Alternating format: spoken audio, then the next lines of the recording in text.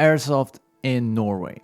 And the first thing that I need to say, if you're coming from Belgium like me and you drive through Sweden and Norway, the view is just amazing. And especially with the sunny weather, that made it a perfect Airsoft weekend.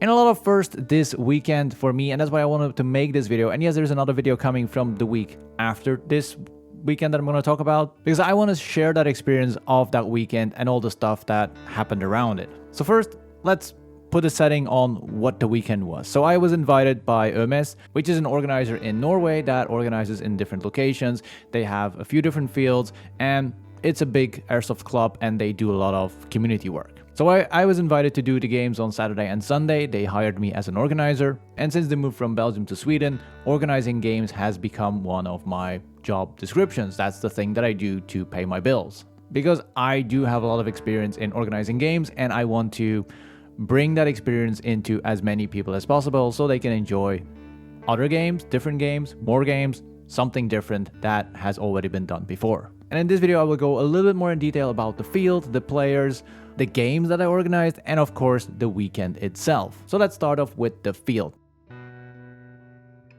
Now, the field is located in Norway, in Nesbyen, and that is about 6 hours away from Gothenburg. So for Swedish players, it is perfectly doable to go there for a weekend. Like if they have a Saturday game, you come in on the Friday and you go back on the Sunday, and you have an amazing Airsoft weekend with your friends. And of course, also for Norwegian players that want to have a good game in their own country. Because the view and the location itself where they play on, which is an old hotel, is an amazing place to play on. And I've played in about 70 different locations around Europe, and they all have a special thing. And when people ask me like, what's your favorite location? I can't really answer that question because every single one of them have their own unique feature. The field itself is an old hotel that was built in 1950 or something, and they kept building on that hotel, and that makes the layout very, very interesting. It is halfly in a mountain or a hill, whatever you want to call it, and there is a few stories down. There's a wing down, and then there is a wing up. So there's like 2 stories down and 3 stories up, and there is a main compartment which is more open. So that means that you have long hallways with a lot of doors and very claustrophobic CQB because the hallways are very narrow. And then in the downstairs area, it's a little bit more open. There's more windows. And then you have the common area in the middle, which is open, but you have 3 different staircases that they built in 3 different time zones or eras. But that specific way of building the hotel made that you have 3 different staircases to different levels. And that created a way that there was a lot of ways to go up and down, so not getting stuck on staircases, which is in buildings or CQB usually a problem. And that is inside of the hotel. You also had the courtyard. They specifically for this weekend, they had a whole fence around the playing field, so you could go outside on the yard and then go back in a different way. It was a really flexible side, not too big, but really nice side to play with up to like 60 people. And they didn't build that much stuff. They didn't make that many holes in the walls. The specific layout was perfect for us as Airsofters. Now the players, they were interesting. It was the first time that I played with younger players. Like I think the youngest one was about 12, 13. And I did play before with younger people, but they were always like accompanied by an adult. Now they were also accompanied by adults, but they were a lot more than I'm used to. Like I think 25% was below 18 or even a little bit more. And I didn't know how that was going to work because I have really dynamic games. I really have games that are, you need to push for it. But those Airsofters, they just went for it. They didn't complain. They went for the missions. All the players, basically not only the kids, all the players went for the missions because of how I set up the games. But you never know how they're going to react to it. And especially in a younger age, you certainly don't know how they're going to react to it. But they went for it, and it was really nice to see those people play really hard. They didn't complain about the hits. They were playing with 1.2 joules inside. There was no complaints. There was no problems. So I was very, very happily surprised about how everything went down with those younger people. And because they bring in the younger people, they bring in the parents of those people. They give them a space to go away from screen time. And I think it's a good thing to start building that community from a younger age. I know in Sweden it's really difficult with the laws and stuff, but in Norway they found a way to integrate the community in that play. And it's perfect to show the parents, the grandparents even, that Airsoft is not just some random gun nuts running around in the forest trying to shoot people. It is a hobby, a sport that is built on teamwork, communication, and a very social activity. And I did talk to one woman that was 69 years old, and she used to work in the hotel. And now her children or grandchildren are also playing Airsoft. And she actually started playing Airsoft also. She joined in, she really enjoyed it, and she was surprised on how fun, interactive, communicative, teamworky it was. And that is how you build the Airsoft community. You show the people that we are not something to be afraid of. We are something that you can embrace and have fun while doing it. And the games, first I want to say, I was surprised. Like, we started the game, we opened the gates at 10 and we ended off the games at 6. That is 8 hours of in the field, talking to your friends and being part of the whole event. People stayed from 10 till 6, and even then there were people, oh, can we do another game? I was like, sure, let's go for it, because I was going to give those people a really good time while playing Airsoft. So if I could do another game, fine with that, I was there anyway. But that also meant that on the Saturday, they went very hard. Like I said, there's a lot of stories, there's a lot of staircases, and on the Sunday you could see the people coming in with sore legs. And that means that people had a lot of fun because they pushed themselves over the limit, and they had a very good, how we say it, activity, like a sports activity, because of doing all the stairs. And apparently they got messages from people that their kids just fell asleep on the couch after an awesome day of playing. Now, the games itself, on the Saturday, I did a more asymmetrical gameplay, where both teams have different missions, and that creates a more flow through the field because the other team doesn't know what they're doing. And then on the Sunday, I had a more traditional game where both teams had the same mission and they just go for the mission. We break off, we go for the next mission, we break off, we go for the next mission.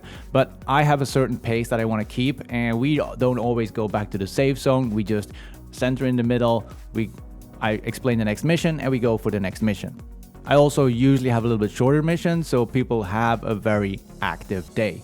And because I had 2 different days, I'm very curious on how people like the Saturday more than the Sunday, or more the Sunday than the Saturday. And I just wanted to give the people that are usually organizing there a big bag of possibilities. If they want to run a asymmetrical game day, they can announce it like, today we're going to have very mission-based games, and then the next week or 2 weeks later you can be like, oh, today we're going to have symmetrical games, we're going to have really short, fast game styles.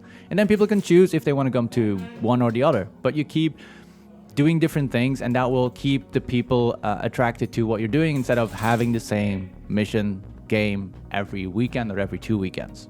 And that is one of the reasons why they asked me to come there, to show different things. So that's what I did. I tried to show them as many things as possible. I tried to show them the RS Alpha props that they had, but they didn't really work with them because they didn't know how to properly set them up. And I'll show them what the possibilities are. And in the future, I will talk to them more so they can use the full potential out of RS Alpha, because that is an amazing system to use as an organizer. And I said I want to give them a big bag of stuff that they can pick stuff out of to organize the games, because organizing an Airsoft game is more than just pumping out missions and hoping for the best. You need to read your players. You need to feel where that specific day they feel like, oh, I want to do this more, or this got a little bit stuck, I will rotate the mission. So instead of going inside, they want to be a little bit more outside. If it's a bad weather day and they want to be more on the inside, you change the missions a little bit so it's more inside and outside. So you just have a big bag of stuff and you find what works in the best way. You need to be very flexible as an organizer. That's another thing that I wanted to show them. And it doesn't need to involve fancy props or being as realistic as possible for that specific game. You can use simple things. I use rags, flags, playing cards, all small little things that everybody has laying around at home. And yes, if you have that base covered, then you can go to fancy props. You can build the nicest mortar, you can build the nicest electrical box that makes smokes and beeps and bops and whatever, but that will not make your game better. You need to have the bases covered, and then you can make fancy stuff including into that. And about the weekend, I cannot say much about it, except it was an amazing time with friends. We came in on the Friday because it is a longer drive up there, and we slept in his house. Thank you very much, Jonathan, for having us in your house. And we went back on the Monday back to Sweden. Now, the games itself, the Saturday and the Sunday, yes, I was working. This was purely work, and I was focused as much as I could to bring the best games to all the people. But the Friday evening, Saturday evening, Sunday evening, that was having time with friends. Because that is what Airsoft is. It's a very social activity. We talked about Burget, Bellum, other games. We talked about the game the day before, the day after. We shared our Airsoft stories. Like what you do when you sit down with friends, you share all the stories that you had while playing Airsoft. And I think overall, the weekend for me personally, and I'm very critical on what I do, it was a success. People didn't complain. And the complaint meter is one thing that I use is if people are not complaining, it means that they're having fun playing the game. If people start complaining about people not taking their hits, being stuck in certain ways, it means that the game is not flowing. But if your game is flowing and people are having fun, all that side stuff, that is not going to happen as much. You will have it a little bit, but it's not gonna be overpowering your whole game. And that didn't happen. So that means, in my opinion, that I was doing a good job on keeping the game flowing. I was interacting with the people. I was asking how they were doing, to be able to play in on making the best day possible for as many people as possible. Because yes, you cannot do good for everybody. Some missions didn't work very well for some people, but then they joined in on the next mission again. And the second thing that I use to measure if an event was good or not is how long the people are playing. And they played up till 6. Some people had to go, of course, but most people played up till 6 on the Saturday. And then seeing them coming in on the Sunday, a little bit broken, that was like, okay, Saturday was a really good day, because then that means that those people push themselves over the normal limit that they do, and that means that they were driven to get the most points, get the objectives, and have a great day playing Airsoft, basically. And on a final note, for me, this was the first time that somebody else hired me as an organizer to do their games for them, and it was a lot of stress, and I was very nervous to do that. I know I can do it. I know I'm good at doing this. I'm very good at organizing games and prepping the best games possible for that location and that time and for the people. But still, I was very nervous because it was the first time that they hired me to do something like that. And I'm very grateful that they took that chance with me to, well, it's not something that people usually do, hire an organizer to organize their games for them, especially not in Airsoft. And I do hope, well, there was already the second weekend that was planned in Castellum, which I'm going to make another video about to go talk a little bit more about that specific weekend. And I noticed that this is something that I really like to do and that I'm good at. So I hope in the future that more organizers, clubs, field owners see the potential of having a specific organizer on their site that runs the games for them, and then they can focus on everything else, but the games are focused by me. I'm doing them for them. They hire me to do that. So thank you very much on OMS to giving me that chance, and hopefully you had the same good time as I did. And besides thanking everybody for an amazing weekend, I do want to give a special thanks to my patrons that are supporting me in what I do, because this is not a normal, typical thing to do, and I'm really grateful that people keep supporting me in what I do and what I want to do in the future. Now with Airsoft World, you'll be able to find all my events there, and hopefully we're going to keep having the Norwegian events on Airsoft World, so the Swedish players can find them. And if we have the Swedish events on Airsoft World, the Norwegian players at the border or close to the border, they can find our Swedish events also. And that's what I really like about Airsoft World. We don't look at borders. Communication is done in the language that you feel most comfortable with, in your own or in English, and that creates a way that people can switch over the borders and play on different sites. Because Norway does have a lot of cool Airsoft locations that you really should try. And hopefully we can plan an Airsoft World Games soon in Norway, so then Norway can join the Airsoft World competition and be part of that international competition that is now being run in 4 or 5, and 3 other countries are looking into it. So almost 8 countries, 9 countries are looking into running those games, and in 2026 we have our first international game. Yes, this was a quick promo about the Airsoft World Games that is coming up in May. There will be a live stream. You'll be able to follow it all on my socials. Basically, you can follow everything that I do on my socials, and also on Airsoft World and my website, of course. And with that shameless plug of everything that I'm doing in the near future, I want to wish you a very good day. I want to thank you for watching. If you want to go to Norway to play, check out OMS or Airsoft World. If you want to play in Sweden, check out my website for more games. And again, with that other shameless plug, I want to wish you a very good day, and I'll see you next week for a new video. Bye.